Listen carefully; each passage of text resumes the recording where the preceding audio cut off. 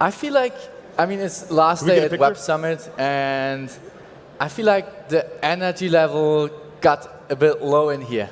So let's do a little experiment. Let's stand up again for a minute. Stand up. Stand up. Oh, so, because I mean, you can also stand up for sure. Yeah, yeah. Wow. Also get up. Because the great thing about energy levels is that we can change them fairly easily. So on 1, 2, 3, we start clapping with 25% of our energy.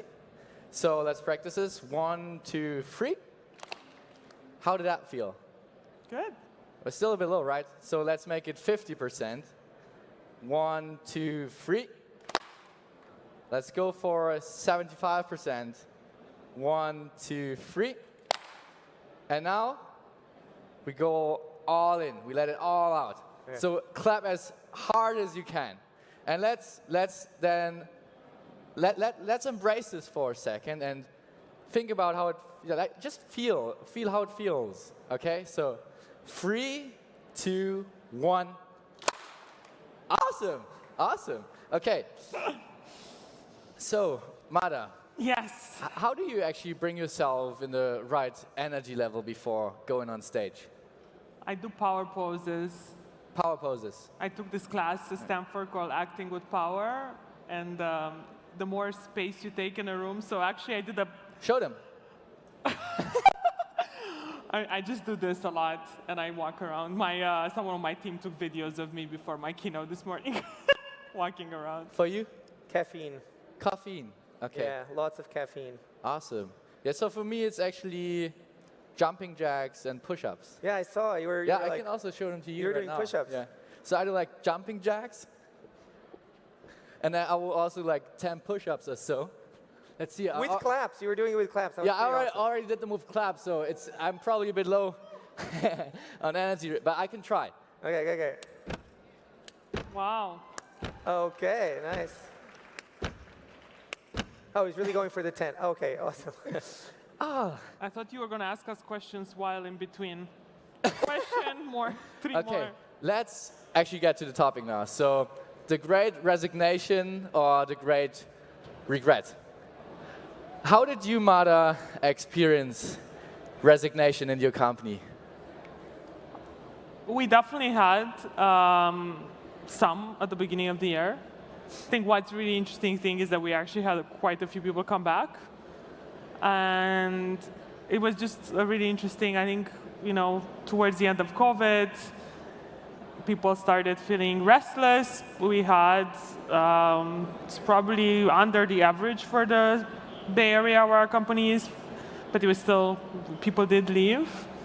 And we also saw people come back. Both people that left at the beginning of the year, they came back recently, but also people who had left a year or two before, they came back during that period. So I remember we've probably had like about 10 to 15 people come back. For you? So, I mean, we haven't really experienced it yet. And I think part of that is we've been very careful. There's a lot of companies at the beginning to try to listen and adjust and adapt and try to, be flexible. And we went all remote first, and then let's see how much people are willing to come back. But I think part of that is also because we are also trying to understand who we are on a post-COVID world, right? So what's our culture? How much of the culture we thought we had requires being back together physically versus not. And so I think, at least for us, I think we are coming closer to being comfortable with who we are. And I think once you say, hey, this is us, obviously the most obvious example is like, okay, we're office or not office, or here are the rules. I think that is something that's going to create more of people self-selecting in or out. So from your experience, what are the factors that leaders should pay attention to retain their talents? I mean, you already touched base on it a little, but please explain a little more to share some insights. One of the talents is what happens after today with Twitter, I think. Because I think there is something to be said there, right? Let's see what's going to happen. But I think we're starting to see some people taking very strong positions on either side. And I think for me, at least, understanding a bit what is the reaction will help in a sense. For us, I think we do a lot of employee surveys. We use CultureAmp. And I do think it's actually a really good view into how happy people are. It's fully anonymous, but you can kind of break down answers by manager, by department, by country. And you do start seeing areas. We usually are able to see areas that are where people are unhappy as a prelude to people leaving. So teams that have lower scores tend to have people leave. So we usually work on figuring out what those issues are and doing a deep dive. So I think keeping a pulse on your employees is a really great way to kind of understand if there's a likelihood of them leaving. I think the other big one is understanding how you're paying versus the competition and what the market is.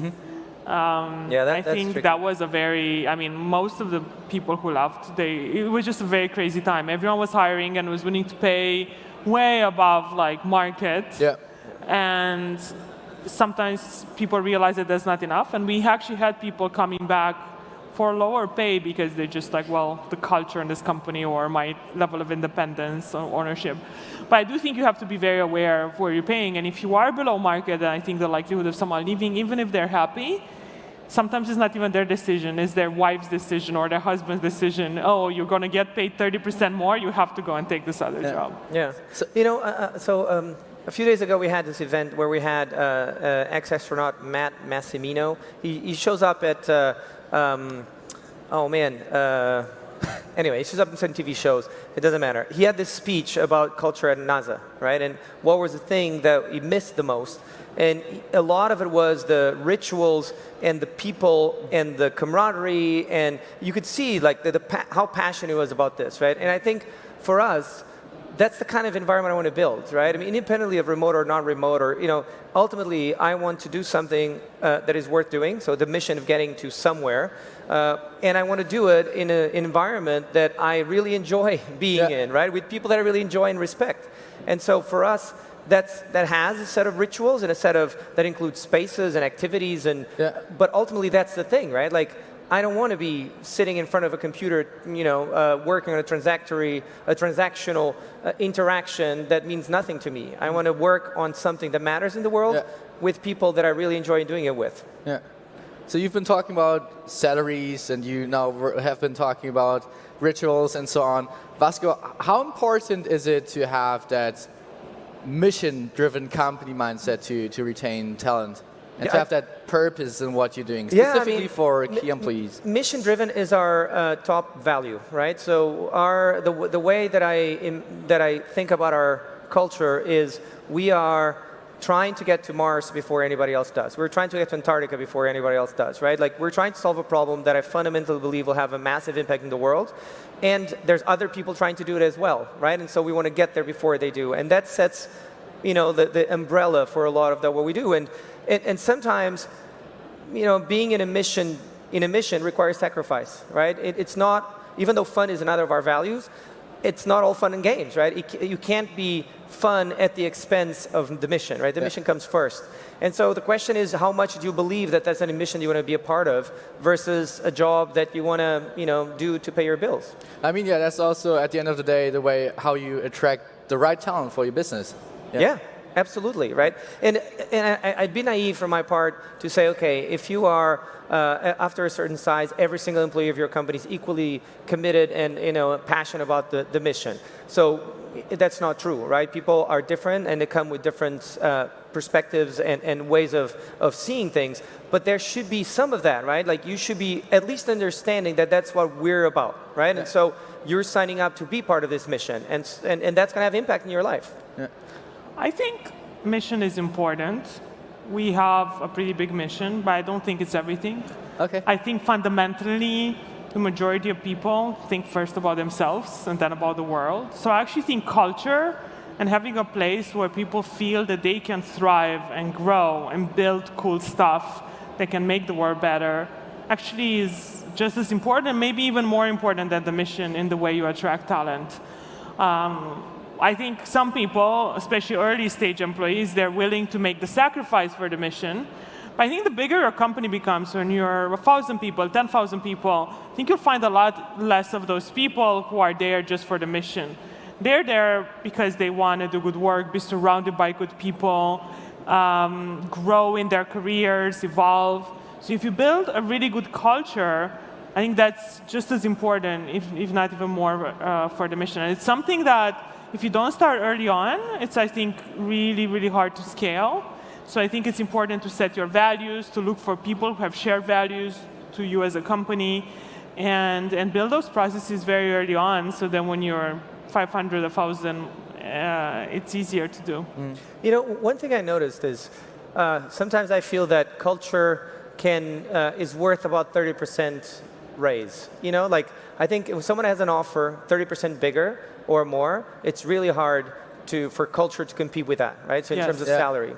And I think that sometimes one thing that I see is when someone does have an offer that is like, let's say 30% more, but they're very committed to what they're doing, they start struggling internally because they start seeing the value of that, right? And they're like, okay, how much is this really worth for me? And it's very unfair sometimes, at the same time, from a salary perspective, to ask someone that has kids and has a life and a mortgage to not go and do that when it's financially better for them, right? So that's, I think there's a trade-off here where ultimately you do need to pay people well, that is well, or at least well for the job that they're doing, right? One thing I do find, sorry, going back, I was hearing the previous panel, and it was interesting because I hear this a lot. It's like, as an employee, you can, because remote, you can work for anywhere in the world, right? Yeah. And I think one thing we haven't seen is the reverse of that, which is employers say, great, I can hire anyone in the world, so why would I hire here where it's expensive versus in another place that's much more affordable? And it's going to be interesting when we start seeing both sides of the equation, because we saw that, for example, in customer service in the US when we started having offshoring happening in masses, right? You've been talking about trade-offs. What were the trade-offs for you, Mada, when we talk about people and culture scaling Branch? Interesting, the trade-off scaling Branch. I think it's a mix of processes and scaling versus, let's say, something like urgency. Yeah. I think one of the easiest things is sometimes, I think as founders, you want to do everything yourselves or give it to the people that you actually know will do it well. And then you realize that you can't actually scale a company unless you build processes and document things, and that takes longer, right? So things will take longer because now but you're teaching and you're making sure that you're getting ready for becoming a bigger company. And I think that's been one of my hardest lessons as a founder, just think about scalability versus just getting shit done. I think that's one that comes to mind. The other one is really around international, and how do you go into new markets, and how do you think about scaling, and what's the trade-off between going to a market versus another, and where does it make sense to localize and translate. So that has been a lot on my mind recently as well. Oh, well, we can help with that. Great. We can definitely help with that. I think, for me, there's a bit of a trade-off where you need process to scale, but it also process makes it harder to change things, right? Because you set things in motion that are designed to be repeatable, but then if you find out that they weren't the right things, it's harder to change, right? And I think there's a lot of my thinking over the last few years has been really on product market fit, right? And I think a lot of stuff comes from product market fit.